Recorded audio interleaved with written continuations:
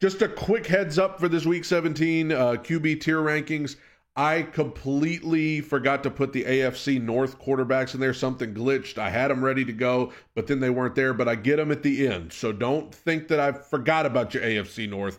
I add them in at the end of the video. I realized it at the end. Just letting you know as a heads up, I do add the AFC North quarterbacks at the end. Don't worry. All right, it's Tuesday, everybody, and that means it's time for Tuesday tier rankings. Happy New Year, and we've got 2 more of these to go, and then we're going to do a season tier ranking where we average out who spent the most time in each tier. We are looking at every starting quarterback from week 17 and week 17 only and putting them into one of these 5 tiers: great, good, fine, poor, or trash. We are going by division, as always, starting with the rookie sensation, Jayden Daniels with the Washington Commanders. And once again, I thought Jayden Daniels was great on Sunday night against the Falcons. What he brings to the run game, the excitement that he brings, and then the ability to make some unbelievable throws. Clutch throws, especially there in overtime, to march Washington down the field. They were behind at halftime. He brings them back in the second half. Just looked really, really solid. I thought Jayden Daniels was great. Washington has a stud. Cooper Rush with the Dallas Cowboys. Tough day for them. I'm just going to put Cooper Rush in the trash. I thought the Dallas Cowboys as a whole looked like a team that were already mentally checked out to the offseason. They got destroyed by the Philadelphia Eagles, and I thought that Cooper Rush, who was actually playing pretty well for them, thought he was pretty trash on Sunday. And speaking of the Eagles, Kenny Pickett played majority of the game for them, the guy that came in late threw 2 touchdowns, McKee, I think it was. But for, for Kenny Pickett, I thought Pickett was fine. I mean, listen, when you've got Saquon Barkley, and he went over 2,000 yards, so what a season for him. New York Giants, yikes. When you are a backup quarterback and you've got Saquon Barkley in the game with you, all you got to be is fine. Fine was good enough to beat the Cowboys 40-7 when you've got Saquon Barkley in there. So I thought Kenny Pickett was fine. Drew Lock for the New York Giants. This was not one I was expecting, but Drew Lock was great. And I'm sure all of the Giants fans are rolling their eyes at that. But as a Titans fan, I thank you, Drew Lock, because now the Titans have moved up to number 2 in the draft. And I hope the Titans don't ruin that by beating the Houston Texans on Sunday. But Drew Lock was legitimately great for the New York Giants randomly on Sunday against the Colts. And it really feels like a loss to a lot of Giants fans because they wanted to lose to get a new quarterback in the draft. Now it looks like that's seriously in doubt thanks to Drew Lock. Let's jump over to the AFC East with Josh Allen. Listen, the Bills killed the Jets. Josh Allen did what Josh Allen does. There is a lot of debate out there about who should be the MVP this year. Josh Allen, Lamar Jackson. Just because I know where this tier rankings are heading as we go forward, I'm just going to put Josh Allen into the great tier. I'm just going to put Josh Allen. Now, I think he came out of the game late because they were up by so much, so I take that into account. I'm just going to put Josh Allen in the great tier because I know where I'm putting Lamar later, and I just don't even want to deal with the comments. So I'm just putting Josh Allen in the great. He is great. He is truly unbelievable. Aaron Rodgers. Now, listen, I've been saying that I thought Aaron Rodgers was one of the better options for the Tennessee Titans at quarterback in 2025. That was, of course, before the Titans moved up in the draft order. If the Titans can finish the job and lose on Sunday, I changed my mind. But I already might change my mind because Aaron Rodgers was so bad on Sunday for the Jets that I think I might just be out on him altogether. Aaron Rodgers was trash. I mean, this guy looked lost out there with the Jets. One play, he got flagged for a late hit out of bounds. Never seen that before. He had a fumble where it looked like he pulled a Cam Newton and just pulled away. Just a miserable performance from Aaron Rodgers on Sunday. Probably the worst performance by a quarterback in week 17, if we're being honest. Drake May, this is a tough one. I'm going to say May was fine. He got hurt early on, got dinged up, I think, on the Patriots' first drive of the game. The Patriots are just a horrible roster. A lot of doubts about Gerard Mayo, their coach. But I still think Drake May, as the dude on, FS1, Nick Wright, is trying to insinuate that the Patriots should trade Drake May. Insanity. I thought Drake May was fine. He's one of the only bright spots, maybe the only bright spot on this team. Snoop Huntley for the Dolphins. I thought Snoop Huntley was good, considering the situation. I mean, Snoop Huntley came in for the Dolphins early on in the season, and it was just awful because he just got there. He had only been around for like a week, and they threw him in there. But I think this go-around with Snoop Huntley is a lot better. He's a talented guy, and this was a must-win for the Dolphins. The Dolphins are still very much alive in the playoff race. If the Broncos lose this week 18 and the Dolphins win, they're in the playoffs. And so this was a clutch performance from Snoop Huntley. I know they were playing the Browns, and the Browns are terrible, but this was a clutch performance. Snoop Huntley did what a backup quarterback needs to do. He kept the ship afloat. I thought he did a good job. Caleb Williams, oh boy. I thought Caleb was pretty poor, and I understand. I have been vocal, Bears fans, before you come for me. I have been vocal that Caleb Williams is in a miserable situation in Chicago. Coaching, the attitude of the team, the organization just feels very, it's not a good culture. And the Bears have a tendency to be bad at developing these young quarterbacks. But even then, I think Caleb Williams, when you compare him to a guy like Bo Nix, I mean, Bo Nix started the season not great, but we've seen Bo Nix grow and get better. Even Michael Penix in the limited time. Caleb appears to be getting worse, and I'm not putting that all on him. I know there are other elements at play, but, I mean, that game against Seattle the other night was miserable for the Bears and Caleb Williams. Jared Goff, also a bummer for the Bears to see the other three teams in their division just killing it. Jared Goff was great. He's been great most of the year. I mean, kudos to him for resurrecting his career in Detroit. I thought he was just going to be a placeholder quarterback for them for a year or two, but look at what he is accomplishing there. He's been great, and he was great Monday night against San Francisco. Jared Goff just having an unbelievable season. Jordan Love with the Packers. Oh, boy.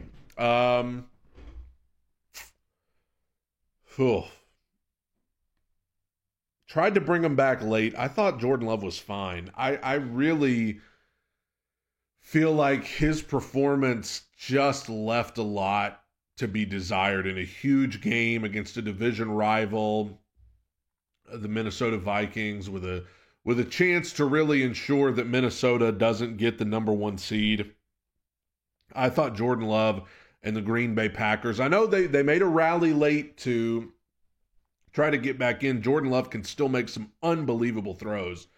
But man, I feel like this performance came up flat for me. It wasn't good enough. Sam Darnold, on the other hand, I thought was great. I thought Sam Darnold was great. And kudos to him. I mean, listen, he's going to get paid handsomely by somebody. And my gut feeling is the Vikings are not going to let him leave the building. I mean, he's just played so well. And I know people talk about the weapons he has around him, and sure, having those receivers and the weapons they have in the offensive line and the defense that they have in Minnesota, sure, that helps. But kudos to Sam Darnold because he's making the throws. He's playing well. It's not just everybody else making him look good. This is Sam Darnold just playing great football, and kudos to him. I think he's going to be back in Minnesota, but wherever he goes, he's going to get paid well this offseason. Kyler Murray, I know, like, he threw for over 300 yards, but he threw the ball 48 times, had some bad interceptions.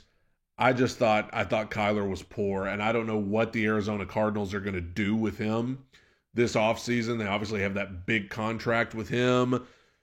I mean, he's just, I feel like on the surface, it's time for Arizona to move on, but their options are so limited because of his contract, because of where they're going to be in the draft, because of where we are with free agents. I mean, there's always trade possibilities, but I just think Kyler Murray, it's not there. It's not there. Matthew Stafford, once again, I'm going to say Stafford was fine. I thought Stafford was fine. He's been fine the last few weeks. I think it's weird because I think Stafford was actually playing better when the Rams were losing. When the Rams were losing, Stafford was playing really well, and now they're winning, and he's just kind of, getting by. We'll see how he does come playoff time because, I think they've clinched a playoff spot, but Stafford's fine, and I think he still has potential to really turn it on in the playoffs, and they're kind of flying. The Rams are flying under the radar, so maybe Stafford will turn it back on. Brock Purdy, I know the 49ers lost. It's been a disappointing season. I thought Purdy was great on Monday night. Even though they lost, I thought Purdy was great, and I think that the 49ers are going to pay Brock Purdy. I mean, they're going to have to. Like I said, if you don't pay Brock Purdy to come back next season, what are the 49ers going to do? I mean, it's not like they're not going to be in a position unless they trade up, which I think would be ludicrous. The 49ers are not going to be in a position in the draft to get anybody. Free agents, there's nobody that's going to be better than Brock Purdy for them. I think he's played really well this season. So this debate about whether the 49ers are going to pay Brock Purdy, I think it's crazy. I think they absolutely should. And then Geno Smith. I mean, the Seahawks won one of the worst games of the season. Didn't they win? Didn't they beat the Bears? Yeah, they it's such like 6-3. Awful. I'm just going to put Geno into poor. I just thought this was such a miserable game. Awful to watch. And I know, once you get to around March or April, I'm going to long for any football to be on the TV. And so I would long for a game like this. But at this point, week 17, this was awful and left a lot to be desired, even though Geno was on the winning team. Justin Herbert. This one might have flown under people's radar because they played early Saturday morning, I think, but I thought Justin Herbert was great for the Chargers. I mean, I know they were playing the Patriots, and the Patriots are not particularly good at all, but I thought Justin Herbert was great, and I think the Chargers, I'm telling you, they're going to cause trouble for somebody in the playoffs. Of all the AFC wildcard teams, I think the Chargers could really upset somebody in the playoffs.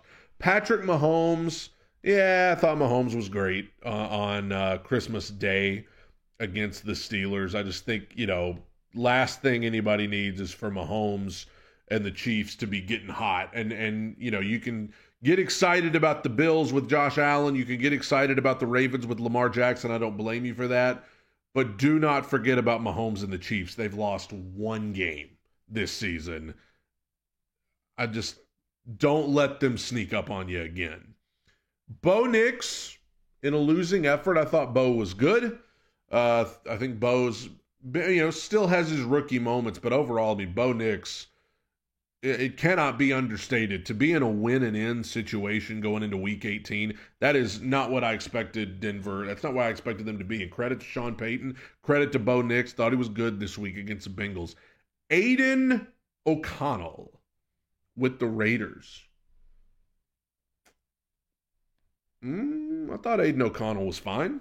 I mean, he's a backup quarterback, just kind of riding out the year. I mean, I think a lot of Raiders fans are probably disappointed because the Raiders are on a win streak. They are ending the season. They're on a 2-game win streak right now. That's the last thing they needed, to be honest, because if you're looking to Shedeur Sanders or Cam Ward, I mean, it's looking like the Raiders are, unless they trade up, which is possible, the Raiders aren't even going to have a shot because of these wins that they're getting. So I thought Aiden O'Connell was fine. Baker Mayfield, holy cow. Baker Mayfield was great. And a lot of guys that we weren't expected to be great. Baker Mayfield, Sam Darnold, Jared Goff. These are the guys who are just lighting it up this year. Baker Mayfield has been in the great tier many times. He was great on Sunday, and now the Bucs are in a win and in situation on Sunday. Bryce Young, the team that the Bucs destroyed was the Panthers. I still thought Bryce was fine. I still think now you're in a situation where Bryce is playing better, and now you're seeing just how bad the Carolina Panthers roster is. I mean, to me, once again, because of free agency and where they're going to be in the draft, it seems clear they have got to build around Bryce Young this offseason, because now Bryce has become one of the only bright spots on the team. Spencer Rattler with the Saints. Welcome to the trash. Shame on the Saints for getting beaten convincingly by the Raiders. I mean, that's just awful. I think the Saints, here at the end of the year, I think the Saints would be among the worst teams in the league right now. I mean, they're just awful. Spencer Rattler had a chance to come in and really show something, and he hasn't. Michael Penix with the Falcons, man. I know the Falcons lost, and it was a devastating loss because now they're really behind the 8 ball. They need those terrible Saints to beat the Bucs this week, and then the Falcons need to win. And I think the Falcons can win, but I don't think the Saints are beating the Bucs. But if you're looking for a bright side, I'm going to put Michael Penix into the good tier, and the only thing keeping him from great, because listen, if I'm Atlanta, the biggest bright spot here, you're going to feel good about Michael Penix going into next season. I understand that. He did miss some throws Sunday night against the Commanders. He missed some open guys, missed some touchdowns. But, he had the stuff at the end of the fourth quarter where he was just sensational, showed what he can do. I'm going to put Michael Penix into the good tier, but he shows potential to get into great consistently if he keeps doing what he's doing. Joe Flacco with the Indianapolis Colts with an embarrassing loss. But you know what? I don't even care, dude. I thought Joe Flacco was fine. I think Colts fans are going to try to blame all of this on Joe Flacco because it's a convenient scapegoat. Like, of course, we can blame the backup quarterback that's in there. Like, first of all, everything I could possibly say about the Colts, Pat McAfee has already said. But how are you going to get mad at Joe Flacco and not get mad at your quarterback, starting quarterback, who's missing this important game because of soreness? He's already checked himself out of a game. Now he's missing games because he's sore.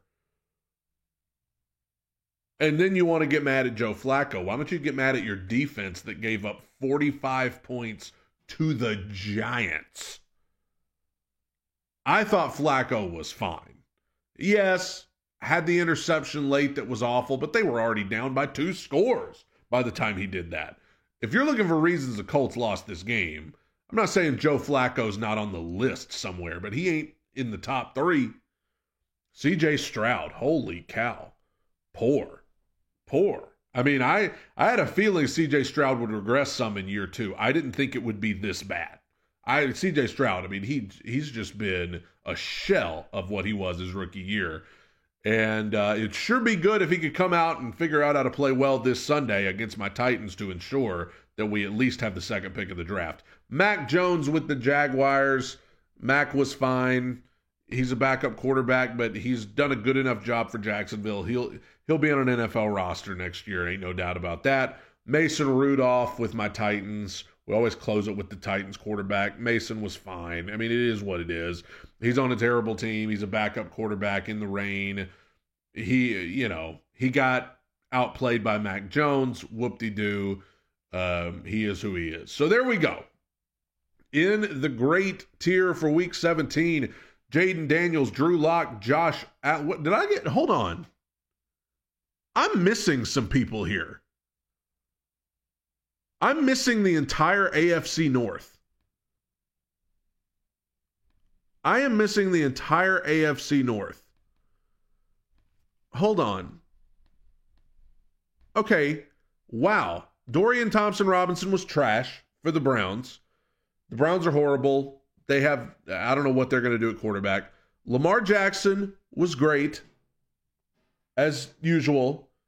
He's incredible.